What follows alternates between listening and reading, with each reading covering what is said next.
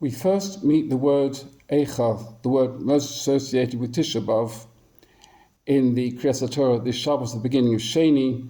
Moshe Rabbeinu says to Am Yisrael, Eicha esol levadi, tochachem masechem v'rivachem.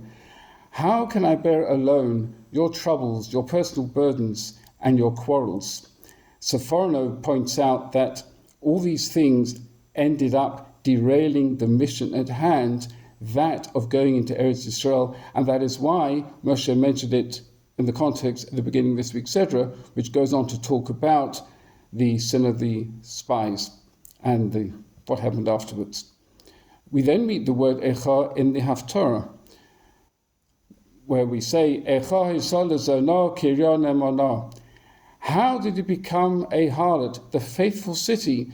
Justice would abide in it, but now murderers. Talks about also chavrei ganavim, bands of thieves. And the third time is, of course, the book of Eicha itself, which we read on Tisha B'Av, which begins with the words, Eicha yoshva vadad ha'ir rabasiyam. Hush sits alone, the city that was great among the nations.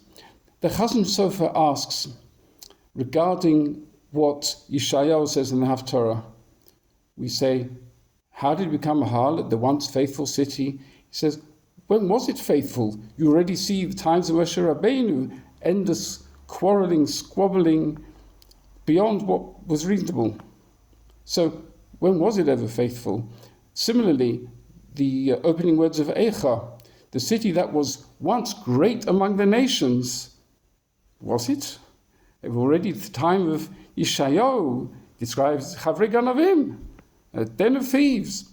So what is how does Chazon Sofer answer?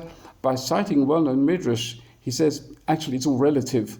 What was difficult in Moshe Rabbeinu's time was much worse in Yeshayahu's time, which made things seem tranquil with hindsight in Moshe's time. And similarly, Yirmiyahu, yes, they weren't good in the days of Yeshayahu, but still good enough to be like a prince among the nations, which I'm guessing were worse. But by the time Beis HaMikdash was destroyed, Am Yisrael had deteriorated much more significantly. We start with an argument, you don't know where it leads to.